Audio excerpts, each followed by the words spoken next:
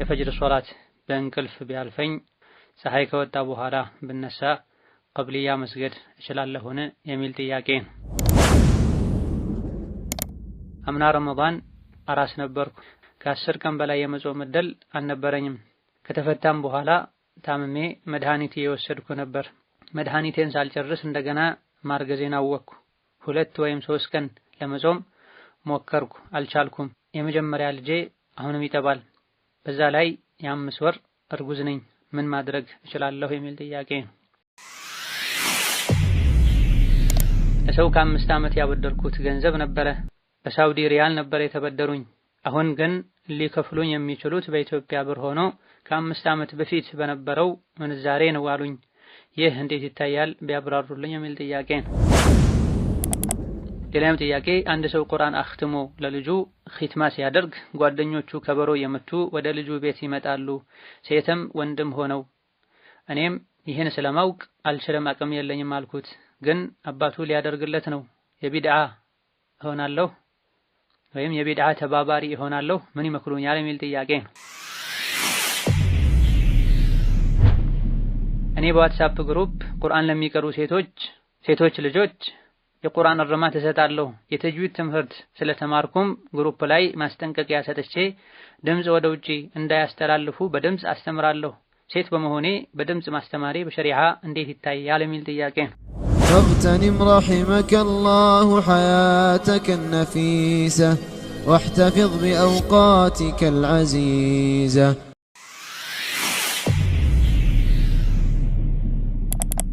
السلام عليكم ورحمة الله وبركاته. الحمد لله رب العالمين حمدا كثيرا طيبا مباركا فيه كما يحب ربنا ويرضى، والصلاة والسلام على نبينا وقدوتنا محمد وعلى آله وأصحابه ومن اهتدى بهداه واتبع سنته إلى يوم الدين. اللهم لا علم لنا إلا ما علمتنا إنك أنت العليم الحكيم. يا معلم آدم وإبراهيم علمنا، ويا مفهم سليمان فهمنا، وأعوذ بك اللهم أن أقول فيك ما ليس لي به علم فأضل وأضل. ثم ما بعد. ይህ ቁጥር 131 ከተማሪዎች ለሚመጡ ጥያቄዎች መልስ የምንሰጥበት የዛዱል መዓድ ፈታዋን።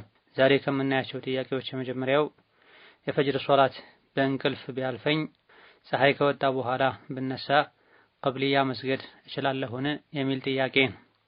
በመጀመሪያ ደረጃ ሁሉንም ሶላቶች በወቅቱ መስገድ ዋጅብና ግዴታ መሆኑን ማወቅ ይጠበቅብናል። ሁሉንም ሶላት በወቅቱ ለመስገድ ከኛ የሚጠበቀውን ሰበብ ማድረስም ሌላኛው ግዴታችን። አላህ ተባረከ ወተዓላ ስገዱ እንዳለ ሁሉ የሶላትን ወቅት ጠብቁም ብሏል። ሐፊዙ ዐለ ሶላዋት ኢነ ሶላተ ካነት ዐለል ሙእሚኒና ኪታበን መውቁታ። ሶላት በጊዜ የተገደበ ግዴታ ነው። ያለ በቂ ምክንያት ሆን ብሎ በቸልተኝነት ወቅቱን አሳልፎ የሚሰግዱ ሶላት ተቀባይነት አያገኝም። በጊዜ ከመተኛት ጋር ለሶላት ለመነሳት የሚያግዙ የሚያስፈልጉ ነገሮችን ከማድረግ ጋር በእንቅልፍ ምክንያት ሶላት ያለፈው ሰው እንደተነሳ ነው ሶላት መስገድ ያለበት። ብዙ ሰዎች በቀጣይ ቀን ላይ ካለው ከተመሳሳዩ ሶላት ጋር አብረን እንሰግዳለን የሚሉበት ሁኔታ አለ። ለምሳሌ ፈጅር ያለፈው ሰው ነገ ከፈጅር ሶላት ጋር፣ ዙህር ያለፈው ሰውም ከነገ ዙህር ጋር መስገድ አለበት ብለው የሚያስቡ ሰዎች አሉ። ይሄ ስህተት ነው። የረሱትን ሶላት እንዳስታወሱ በየትኛውም ሰዓት ነው የሚሰገደው፣ በየትኛውም ሰዓት ላይ ነው የሚሰገደው። በቂ ጥንቃቄ ከማድረግ ጋር እንቅልፍ ላይ ተኮኖ ያለፈ ሶላትም ከእንቅልፍ እንደነቁ ነው የሚሰገደው። የቀን ሶላት ሆኖ ማታ ላይ እንኳን ቢያስታውሱት ወይም ማታ ላይ ቢነሱ ከእንቅልፍ፣ የሌሊት ሶላት ሆኖ በቀኑ ክፍለ ጊዜ እንኳን ከእንቅልፍ ቢነቁ በዛው ባስታወሱበት በነቁበት ሰዓት ነው የሚሰገደው።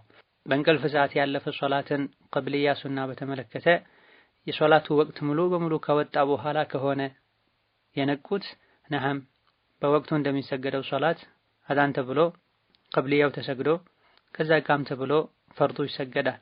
የነቁት ጊዜው በጣም ጠቦ የሶላቱ ወቅት ሊወጣ በተቃረበበት ወቅት ከሆነና ለሱናም ለፈርዱም ይበቃ ወቅት ከሌለ ይሄኔ ፈርዱን ያስቀድሙና ከዛ በኋላ ሱናው ይሰገዳል። በቋሚነቱ ላይ ቀብልያ ባዕድያ ለሚሰግድ ሰው ከሆነ ማታ ላይ በቂለ ወቃል በማይረባ በማይጠቅም ነገር እያመሹና እያረፈዱ የፈጅር ሶላትን በእንቅልፍ ማሳለፍ ትልቅ የሆነ አደጋ ነው። ነቢያችን አለይሂ ሰላቱ ወሰላም ከዒሻ ሶላት በፊት መተኛትን ይጠሉ ነበር፣ ከዒሻ በኋላም ቁጭ ብሎ ማውራትን ይጠሉ ነበር ተብሏል። ምሽት ላይ ሳይተኙ ማርፈድ ውትርን እንዳይሰግዱ ከማድረግም አልፎ ዋናው ፈርዱን ሶላት ሶላተል ፈጅርን በአግባቡ እንዳይሰግዱ ስለሚያደርግ ነው። ሌላኛው ጥያቄ አምና ረመዳን አራስ ነበርኩ። ከ10 ቀን በላይ የመጾም እድል አልነበረኝም። ከተፈታም በኋላ ታምሜ መድኃኒት እየወሰድኩ ነበር። መድኃኒቴን ሳልጨርስ እንደገና ማርገዜን አወቅኩ።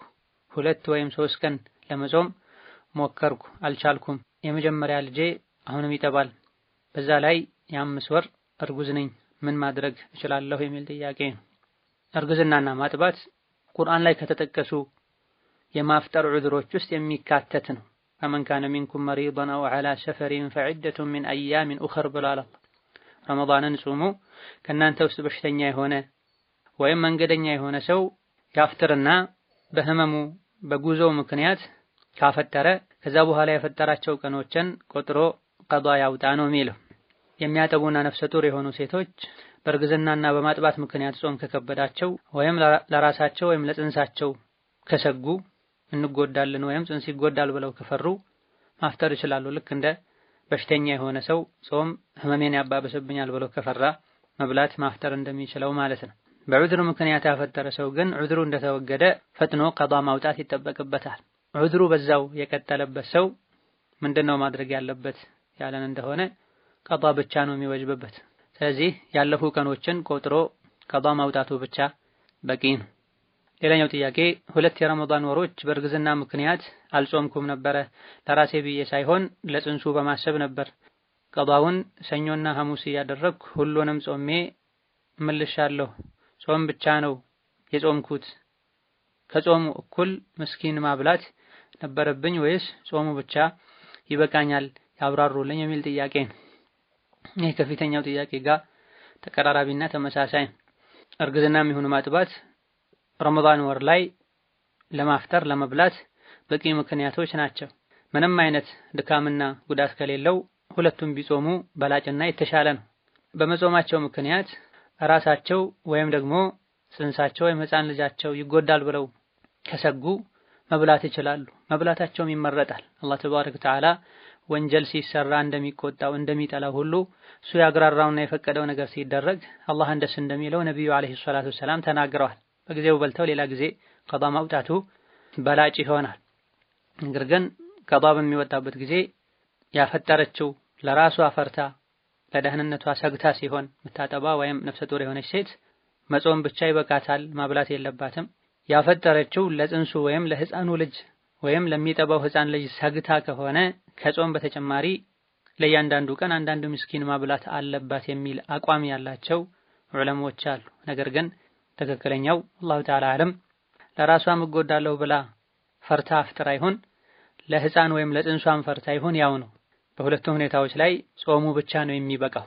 ፈዒደቱን ሚን አያሚን ኡኸር ነው የተባለው። በዑዝራቸው ምክንያት ያፈጠሯቸው የበሉባቸው ቀኖችን ቆጥረው ቀዷ ያውጡ ነው የተባለው። ከቀዷ በተጨማሪ ምግብ የሚያብሉ የሚል የተጠቀሰው በግብረ ስጋ ግንኙነት ምክንያት ጾምን ካፈረሱ ብቻ ነው። ከዛ ውጪ ባሉ ምክንያቶች ጾም ያፈረሰ በቂ ዑዝር ኖሮት ኋላ ላይ ከሱ የሚጠበቀው የበላበትን ቀን ቆጥሮ ቀዷ ብቻ ማውጣትን። ሌላኛው ጥያቄ ለሰው ከ5 ዓመት ያበደርኩት ገንዘብ ነበረ። በሳውዲ ሪያል ነበር የተበደሩኝ። አሁን ግን ሊከፍሉኝ የሚችሉት በኢትዮጵያ ብር ሆኖ ከ5 ዓመት በፊት በነበረው ምንዛሬ ነው አሉኝ። ይህ እንዴት ይታያል ቢያብራሩልኝ የሚል ጥያቄ ነው። በተቻለ ያክል ብድር ውስጥ አለመግባት ተመራጭ ነው። የሰውን ደይን የሰውን ዕዳ ይዞ መሞት፣ ዕዳ ተሸክሞ አላህ ፊት መቆም፣ በተለይ ተመዝግቦ ያልተቀመጠ ከሆነ በእርግጠኝነት ሊከፍልልኝ ይችላል የሚባል ወራሽ የሌለበት ሁኔታ ላይ ሲሆን ትልቅ አደጋ ነው የሚሆነውና በተቻለ ያክል በሆነ ባልሆነው ከመበደር መቆጠብ መልካም ነው። ለመበደር ከተገደዱ ችግር የለው፣ በሸሪዓችን ተፈቅዷል። ሰውን እንደመለመን የተጠላ ነው፣ ወንጀል ነው አይባልም። ነገር ግን በምናበድርበት ጊዜ አበዳሪም ይሁን ተበዳሪ ንያቸውን ማስተካከል፣ ሰዎችን ማገዝ፣ መተባበር ማድረግ ይጠበቅባቸዋል። ከሪባ አትርፎ ከመቀበል ሊጠነቀቁ፣ እንደዚሁ ደግሞ ከሰጡ በኋላ ከመመጻደቅ ከማጨናነቅ ሊርቁ ይገባቸዋል። የተበደረው አካልም ደግሞ ጉዳዩን እንዳሳካ የሚመለስበትን አቅም እንዳገኘ ፈጥኖ ሊመለስ ይገባዋል። ዛሬ ነገ ከማለት መጠንቀቅ አለበት። መጥሉል ገኒይ ዙልሙን ብለዋል ነብዩ ሰለላሁ ዐለይሂ ወሰለም። መመለስ የተበደሩትን ገንዘብ መመለስ እየቻሉ ዛሬ ነገ ሰጣለሁ ያሉ ማቆየት ዙልም ነው፣ በደል ነው፣ ግፍ ነው ብለዋል። ስለዚህ ብድር የወሰደ ሰው ፈጥኖ ሊመለስ ይገባዋል። በመሰረቱ አንድ ሰው ከተበደረ ያን የተበደረውን ገንዘብ ራሱን ነው መመለስ ያለበት። የተበደረው ብር ከሆነ የኢትዮጵያ ብር ራሱን መመለስ አለበት። የሳውዲ ሪያል ከሆነ የሳውዲን ሪያል ራሱን መመለስ አለበት። ድርሃምም ከሆነ ዶላርም ከሆነ የሆነው የሚባል የወሰደውን ራሱን ነው መመለስ ያለበት። የወሰደውን ገንዘብ ራሱን ከመመለሱን ጋር ነገር ግን ጥያቄው ላይ እንደተባለው ከ5 ዓመት ከ3 ዓመት ከ10 ዓመት በኋላ ሲመልሰው ይህ ገንዘብ ያኔ በተበደረው ወቅት ላይ የነበረው ዋጋና አሁን ላይ ያለው ዋጋ ወይም ያኔ ሊሰሩበት የሚችሉት ስራና አሁን በዚህ ገንዘብ ሊሰራበት የሚችለው ስራ ከቀነሰ ያኔ በዚህ ብር እኔ ይሄን ያክል ነገር መስራት እችል ስለነበረ አሁን ስላዘገየህ ዛሬ በዚህ ብር ያኔ ይሰራ የነበረን አይነት ስራ ያኔ ይገኝ የነበረን አይነት ጥቅም ማግኘት ስለማልችል ጨምረህ ክፈል ማለት እንደማይችል ጅምሁር ዑለማ ተስማምተዋል። የሚመለሰው ያው ብር ራሱ እስከሆነ ድረስ ያኔ በተበደሩት 10,000 ብር ዛሬ ያኔ ይሰራ የነበረን አይነት ስራ ያኔ ያገኙት የነበረን አይነት ጥቅም ማግኘት አይቻልምና 15 20 አድርገህ መልስልኝ አይባልም። ነገር ግን የተበደረው ብር ሌላ አይነት ብር ሆኖ የሚመልሰው በሌላ ቢሆን ጥያቄው ላይ እንደተባለው የሳውዲ ብር ተበድሮ የሚመልሰው በኢትዮጵያ ምንዛሬ የኢትዮጵያ ገንዘብ ቢሆን ይሄን መመለስ ያለበት እየመለሰ ባለበት ቀን የሳውዲ ሪያል ወይም ደግሞ ዶላር በዕለቱ በሚመነዘርበት ዋጋ ነው መመለስ ያለበት። ለምሳሌ ሲበደር የተበደረ በነበረበት ወቅት 1 ሪያል 5 ብር ቢሆን የሚመለስበት ወቅት ላይ በዛ ዕለት የአንዱ ሪያል ዋጋው 10 ብር ቢሆን 10 ብር አድርጎ ነው መመለስ ያለበት። አላሁመ ኢላ የዘገየው ባበዳሪው በራሱ ምክንያት ከሆነ ይሄ ሊቀርለት ይችላል። ወዲያውኑ ጊዜውን ጠብቆ የተበደረውን ለመመለስ ዝግጁ ሆኖ ብርህን ውሰድ ያለው አንተው ጋር ይቀመጥ ብሎት ያበደረው አካል ባለመቀበሉ ምክንያት ከሆነ እሱ ጋር እንደ አማና ከነበር የተቀመጠው ተበዳሪው ዘንድ ይሄኔ ያኔ ሊመልስለት በተዘጋጀበት ወቅት በነበረው የምንዛሬ ዋጋ መመለስ ይችላል ይባላል። ያዘገየው በራሱ ምክንያት ከሆነ ግን በተበደረበት ሳይሆን ኋላ ላይ ሲሰጥ ባለው የምንዛሬ ዋጋ መሰረት ነው መሆን ያለበት። ከዚህም ለመውጣት ከላይ እንደተባለው ማንኛውም ሰው ከተበደረ ዶላር ከሆነ ዶላሩን፣ ሪያል ከሆነ ሪያሉን፣ ብር ከሆነ ብሩን ራሱን ነው መመለስ ያለበት። በሌላ ሲመልሱ ከሰርፍ ጋር ከምንዛሬ ጋር ስለሚያያዝ ሌላ ተጨማሪ ህግና ሁክም ስለሚኖረው ከዚህ ለመውጣት የወሰዱትን ገንዘብ ራሱን መመለስ ነው። በምንዛሬ ከሆነ ግን የሚመልሱት በሚመልሱበት ቀን ምንዛሬ ዋጋ ነው መሆን ያለበት። ሌላም ጥያቄ አንድ ሰው ቁርአን አኽትሞ ለልጁ ኺትማ ሲያደርግ ጓደኞቹ ከበሮ የመቱ ወደ ልጁ ቤት ይመጣሉ፣ ሴትም ወንድም ሆነው። እኔም ይህን ስለማውቅ አልችልም አቅም የለኝም አልኩት፣ ግን አባቱ ሊያደርግለት ነው። የቢድዓ እሆናለሁ ወይም የቢድዓ ተባባሪ እሆናለሁ ምን ይመክሩኛል የሚል ጥያቄ ነው። ድቤ፣ ከበሮ መሰል ነገሮችን መምታት በመሰረቱ ክልክልና የማይፈቀድም። ከበሮ መምታት የተፈቀደበት ጠባብ አጋጣሚ አለ። ያውም በሁለቱም በኩል ያልተዘጋ ከታች ክፍት የሆነ ከበሮ ከሆነ ነው ሰርግና መሰል አንዳንድ ሁኔታዎች ላይ የተፈቀደው። ይህም የተፈቀደው ራጂሑ ለሴቶችና ለህፃናት ብቻ ነው። ወንዶች በተፈቀደበት አጋጣሚ በሰርግና መሰል አጋጣሚዎችም ይሁን በሌሎች አጋጣሚዎች ከበሮ የመቱ እንዲጨፍሩ አልተፈቀደም። በርካታ የሐዲስ አዋቂዎች አኺር ዘመን ላይ ሰዎች ይመጣሉ ኸምርን፣ የሐር ጨርቅን፣ ዝሙትን፣ መዓዚፍን ሐላል የሚያደርጉ የሚለውን የነቢን ሐዲስ ሲያብራሩ መዓዚፍ ማለት አልመዓዚፉ هي الدفوف والعيدان ብለው ፈስረዋል። አኺር ዘመን ላይ ቂያማ ሲቀርብ አካባቢ ሰዎች እንደ ሐላል ይቆጥሩታል የተባለው የዘፈን መጫወቻ መሳሪያ መዓዚፍ የሚባለው ውስጥ ዱፍን አካቷል። ዱፍ ማለት ድቤ ማለት ከበሮ ማለት። ይሄን ኢብኑል ቀይም፣ ኢብኑ ሐጀር የፈትሑል ባሪ አዘጋጅ ሌሎችም ጠቅሰዋል። ስለዚህ አስሉ መዓዚፍ የተከለከለ ነው። የሙዚቃ መሳሪያን መጠቀም በመሰረቱ የተከለከለ ነው። ከበሮ፣ ድቤና መሰል ነገሮች የሙዚቃ መሳሪያ ውስጥ የሚካተቱ ናቸው። ከዚህ ውስጥ የተፈቀደው ዱፍ የሚባለው ነው። ዱፍ ከታች ክፍት ከሆነ ነው ድምፁ ስለሚቀንስ ልብን ለጫወታ የማነሳሳት ኃይሉ ዝቅተኛ ስለሚሆን። ይሄም ደግሞ የተፈቀደው ኒካህ ላይ ነው። ውስን ሸሪዓ የጠቀሳቸው ቦታዎች ላይ ነው። እነዚህ የተወሰኑ ቦታዎች ላይ የተፈቀደው ለሴቶች ነው። ሐዲስ ላይ የሱሐቦች ሲራ ላይ እገሌ የሚባል ሱሐባ ከበሮ ድቤ የመታ ይጨፈር ነበር፣ እገሌ የሚባል ታቢዒ ከበሮ ድቤ የመታ ይጨፈር ነበር የሚል የለም፣ አልተነገረም። በል ጭፈራን በተመለከተ ከአንዳንድ ቀደምት የዲን መሪዎች እንደተነገረው ወራዳ የሆነ ወንድ እንጂ አይጨፍርም የሚል ንግግርም አላቸው። የሀገራችን ህዝቦች የሚከተሉት መዝሀብ የኢማሙ ሻፊዒ መዝሀብ ነው። ከኢማሙ ሻፊዒ መዝሀብ አዋቂዎች ኢማሞች መሃል አንዱ ኢማሙ ነወዊ ናቸው። ታዋቂው ሚንሃጅ የሚባለው ኪታብ አዘጋጅ ማለት ነው። ሌላ ከሱ ከፍ ብሎ ያለ ረውደቱ ጣሊቢን የተሰኘ ክታብ አላቸው። እዛ ላይ أما الدف فضربه مباح في العرس والختان وأما في غيرهما فأطلق صاحب المهذب والبغوي وغيرهما تحريمه بلا ከታች ክፍት የሆነን ከበሮ መምታት ሰርግ ላይ የግርዛት ፕሮግራም ላይ ሙባህን የተፈቀደ ነው። وأما في غيرهما ከሰርግና ከግርዛት ፕሮግራም ውጪ ባሉ አጋጣሚዎች ከበሮን መምታት በተመለከተ በገዊና የሙሀዘብ ክታብ ባለቤት ሌሎችም ሐራም ነው ብለዋል ብላ ከሻፊዕያም ይሁን ከሌሎች መዝሀቦች ሌሎችም አጋጣሚዎች ላይ እንደሚቻል የገለጹ ፉቃሃዎች አሉ። እነዚህም ቢሆን ወንድና ሴት ተቀላቅሎ በተለያዩ ጉዳዮች ሰዎች በተገናኙ ቁጥር ወይም በሆነ ደስታ በተገናኙ ቁጥር ከበሮ ይምት የሚል አቋም የላቸው። ከከበሮ ጋር አብሮ ደግሞ ዝክርን ዱዓን ከቀላቀሉበት ይሄ ሌላ መፍሰዳ ይሆናል። ከበሮ የመቱ ሶላት አለ ነብይ የሚያወርዱ ከበሮ የመቱ ላ ኢላሀ ኢላላህ የሚሉ ሰዎች አሉ። ዝክርን ከከበሮ ጋር በጭራሽ ልናያይዘው አይገባም። ዝክር ዒባዳ ነው።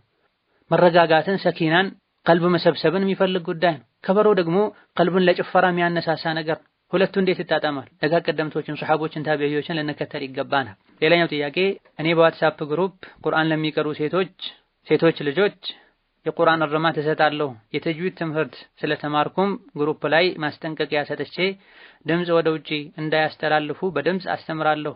ሴት በመሆኔ በድምጽ ማስተማሬ በሸሪዓ እንዴት ይታያል የሚል ጥያቄ ነው። የተሻለው በየትኛውም መልኩ ሴት ልጅ ሚዲያ ላይ ድምጿን አለመልቀቋ ነው። ወላ ተኽضዕነ ቢልቀውሊ ፈየጥመዐ አለዚ ፊ ቀልቢሂ መረድ ብሏል አላህ። ድምጻችሁን አታለሳልሱ ሴቶች ሆይ ልቡ ላይ በሽታ ያለበት ሸር ይከጅላል፣ ሸር ያስባል ብሏል አላህ። በተለይ ቁርአን ሲሆን ኢድጋሙ፣ ጉናው፣ መዱ ድምጽ ይበልጥ ፈታኝ እንዲሆን ስለሚያደርገው እንደ ተራ ንግግር አይሆን። አይሻ ሐዲስ ታስተምር አልነበረም ወይ? ሱሐባ ሴቶች ይናገሩ አልነበረም ወይ? የሚሉ ጥያቄዎች ይመጣሉ። ይናገሩ የነበረው ኖርማል ንግግር ወይም ፈትዋ ይጠይቃሉ ወይም ፈትዋ ይሰጣሉ እንጂ በተጅዊድ በኢድጋም በጉና አልነበረም ሁሉን ነገር የተናገሩ የሚያስተላልፉት። ሁለቱ ለውጣል፣ ሁለቱ ይለያያል። ይህ እንዳለ ሆኖ ሱሐባ ሴቶች ይናገሩ የነበረው በሆኑ አጋጣሚዎች ነው። በቋሚነት ፕሮግራም ይዘው ወንዱም ሴቱም ባለበት ወይም ወንዱም ሴቱም ድምጻቸውን ሊሰማ በሚችልበት መልኩ አልነበረም ያስተምሩ የነበረው። አይሻ ቤቷ ቁጭ ብላ አንዳንድ ጥያቄ የሚፈልጉ ሱሐቦች የመጡ ይጠይቁ ነበር ሸሪዓውን በጠበቀ መልኩ እንጂ አይሻ መስጂድ ላይ ፕሮግራም ይዛ አልያ ደግሞ ቤቷ ቁጭ ብላ ድምጿ ወደ ውጭ እንዲወጣ ወደ ወንዶች መስጂድ እንዲደርስ አድርጋ ቋሚ ፕሮግራም ይዛ አታስተምረም ነበር ረዲየላሁ ዐንሃ ወአርዳ። አንድ ነገር ከሌላኛው ነገር ጋር ስናነጻጽር ቅያስ ስናደርግ የሁለቱን ተመሳሳይነት ቀድመን ማረጋገጥ መቻል አለብን። ዛሬ ሚዲያ ላይ ሚሊዮኖች ሙስሊሙም ካፍሩም ፋጅሩም ተቅዩም ወንዱም ሴቱም በሚሰማው መልኩ ነው ሚዲያ ላይ የለቀቁ ያለው። ከዛ ሁሉ አልፎ በቪዲዮ በምስል ሴት ልጅ ከወንድ ፊት ለፊት ቁጭ ብላ አልያ ደግሞ ወንድ በቴሌቪዥን መስኮት እንዲያያት አድርጋ ትምህርት እየሰጠች ያሉ። ከዚህ ሁሉ አልፎ ሙሉ ሒጃብ ሳያደርጉ ጌጦችን አድርገው እስላማዊ የሚባሉ ቻናሎች ላይ ሚዲያዎች ላይ ሁሉ የሚቀርቡበት ሁኔታ እንዳለ እየተነገረ ነው። ይሄ አላህን ያስደስታል ወይ? ዲንን ይረዳል ወይ? ሸሪዓው የሚለው ሴት ልጅ ከወንድ ትራቅ ነው የሚለው። ወንድ ሴትን ያናገር፣ ሴትም ወንድን አታናገር ለሐጃ ለضሩራ ካልሆነ በስተቀር ነው የሚለው። ሴቶች ቤታቸው ውስጥ ይርጉ ነው የሚለው። ቁርአን ለማስተማር ዋትስአፕም ይሁን ሌላ ግሩፕ ፈጥሮ ሴቶችን ሰብስቦ ማስተማር በመሰረቱ ችግር ላይ ኖረው ይችላል እርግጠኛ ከሆኑ ከሴቷ የማያልፍ ከሆነ። ነገር ግን ከሴቷ ጋር አብሮ ወንድሟ ሊኖር ይችላል፣ ባሏ ሊኖር ይችላል፣ ጥንቃቄ የሚጎድላቸው ሴቶች ሊኖሩ ይችላሉ።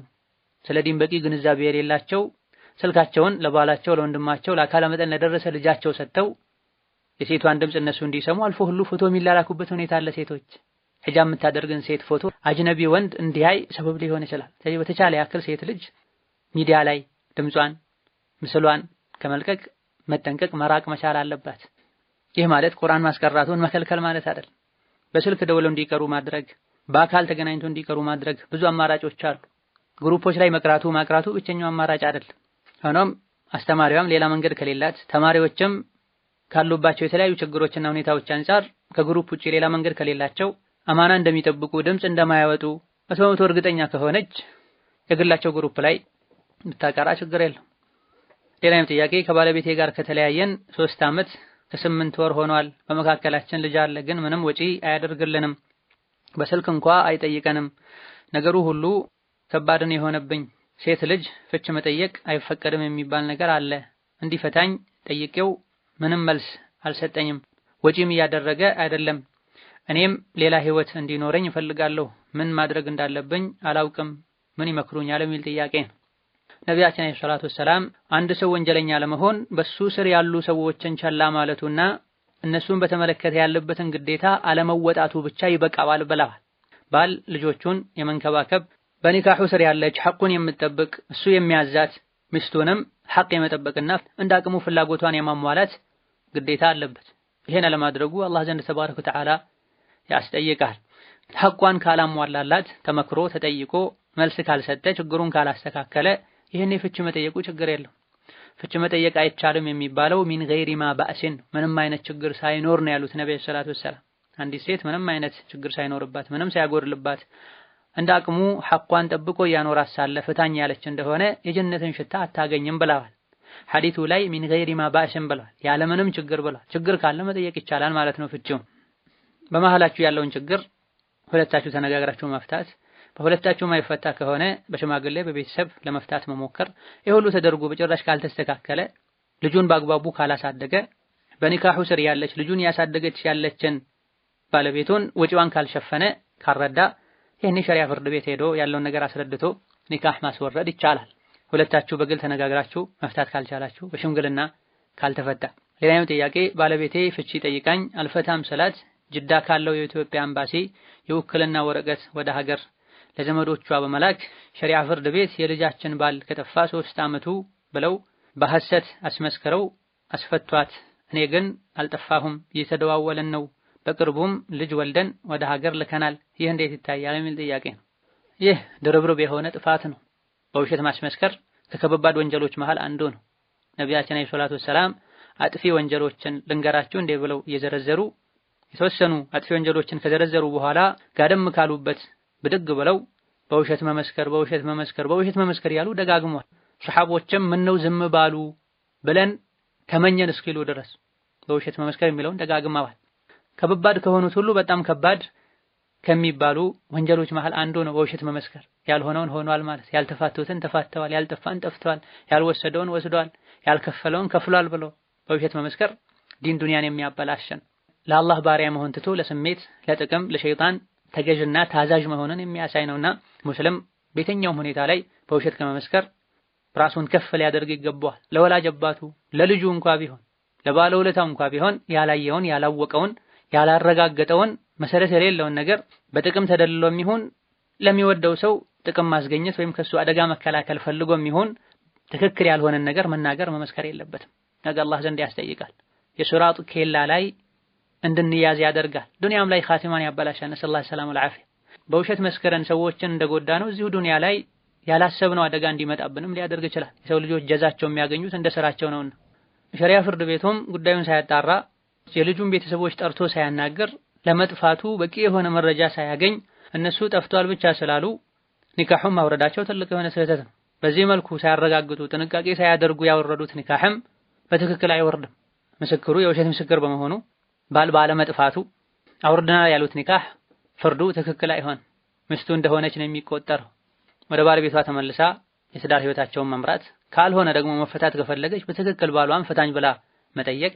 አልፈታም ካለ ይሄኔ በሸሪዓ ፍርድ ቤት አልፈታም ብሏል ብሎ አመልክቶ እነሱ ራሱን ወይም ቤተሰቦቹን ተወካዩን አናግረው ኒካሑን ያወርዱታል እንጂ ያውም የተደዋወሉ አብረው ልጅ ያሳደጉ በህይወት ያለን ባለ ሐቅ ኒካህ ያለውን ሰው ጠፍቷል ብሎ በውሸት አስመስክሮ ስላወረዱ ኒካሑ አይወርድም። እሷ ዘንድ የወረዱን ካቢ መስራት አላህ ዘንድ አይወርድም። ሌላ ብታገባ ዝሙት ነው የሚሆነው። ነሰላሁ ሰላም ወልዓፊያ።